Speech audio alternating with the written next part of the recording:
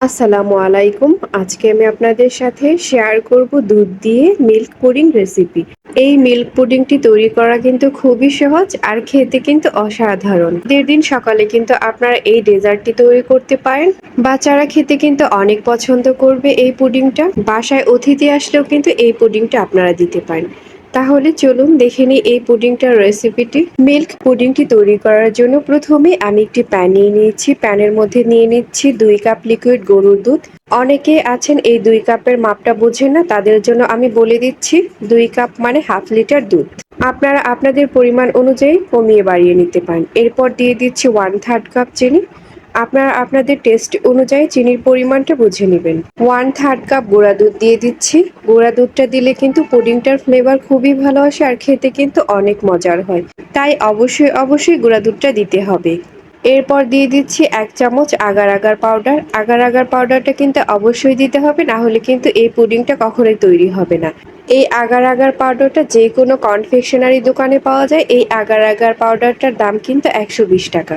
এখন একটি স্প্যাচুলার সাহায্যে সবগুলো উপকরণ খুব ভালোভাবে মিক্সড করে নেব। আগেই কিন্তু চুলাটা অন করা যাবে না। মিক্সড করে নেওয়ার পর চুলাটা অন করে নেব। গরম দুধে কখনোই কিন্তু গুঁড়া দুধটা দিতে যাবেন না এবং আগার আগার পাউডারটা দিতে যাবেন না। এতে করে কিন্তু দানাদার হয়ে থাকতে পারে, খুব ভালোভাবে মিক্সড হবে না। তাই চুলাটা অন না করে আগেই কিন্তু এইভাবে করে মিক্সড করে নিতে হবে। খুব ভালো করে মিক্সড করে নেওয়া হয়ে গেছে। এরপর চুলাটা অন করে দেব। চুলাটা অন করে দেব মিডিয়াম হিটে। চুলাটা অন করে দেওয়ার পর দুধটাকে কিন্তু এইভাবে করে অনবরত নাড়তে হবে। এইভাবে অনবরত না নাড়লে কিন্তু নিচে দুধটা লেগে যাবে এবং পোড়া গন্ধ আসতে পারে। আর এইভাবে অনবরত নাড়ার কারণ হলো এতে করে দুধটা কিন্তু জমাট বেঁধে যাবে না। আপনারা যদি এইভাবে করে অনবরত না নাড়েন তাহলে কিন্তু দুধটা প্যানের মধ্যে জমাট বেঁধে যেতে পারে। আমরা এখন অপেক্ষা করব দুধটাতে খুব ভালো করে বলক চলে আসার। আপনারা দেখতেই পাচ্ছেন দুধটাতে খুব ভালো করে একটা বলক চলে এসেছে। এই সময়টাতে কিন্তু অনবরত নাড়তে হবে, না নাড়লে কিন্তু প্যানের মধ্যে এই পুডিংটা জমাট বেঁধে যেতে পারে। প্যানের কোণ ঘেঁষে যে মালাইটা রয়েছে সেই মালাইটাকে এইভাবে করে বারবার দুধের মধ্যে দিয়ে দেব। মালাইটাকে কিন্তু ফেলে দেওয়া যাবে না, এই মালাইটা কিন্তু খেতে অসম্ভব লাগবে। চুলার আঁচটা মিডিয়াম হিটে রেখে এইভাবে কিন্তু অনবরত নাড়তে থাকবো। এই পুডিংটা তৈরি করতে হলে কিন্তু দুধটাকে খুব ভালো করে ঘন করে জাল করে নিতে হবে।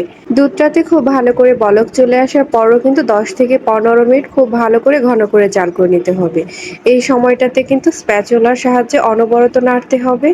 দুধটাতে বলক চলে আসার পরও 10 থেকে 15 মিনিট খুব ভালো করে জাল করে নিয়েছি। একটু লক্ষ্য করলেই বুঝতে পারবেন যে আপনারা দুধটা অনেকটা ঘন হয়ে এসেছে।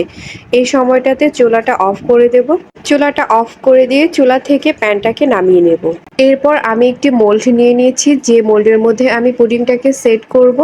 এই কাজটা কিন্তু খুব দ্রুতই করতে হবে, দেরি করলে চলবে না, তাহলে কিন্তু প্যানের মধ্যে এই পুডিংটা জমাট বেঁধে যাবে। এখন মোল্ডের মধ্যে আমি দুধটাকে ঢেলে দিচ্ছি। আর হ্যাঁ, আপনারা যে কোনো স্টিলের বাটি, কাচের বাটি, যে কোনো বাটিতে আপনারা কিন্তু এই পুডিংটা সেট করে নিতে পারেন। এরপর প্যানের মধ্যে যে মালাইটা রয়েছে সেই মালাইটাও কিন্তু আমি এই মোল্ডের মধ্যে দিয়ে দিচ্ছি। এখন এই মোল্ডটাকে আমি ফ্রিজের নর্মাল চেম্বারে রেখে দেবো 2 থেকে 3 ঘন্টার জন্য।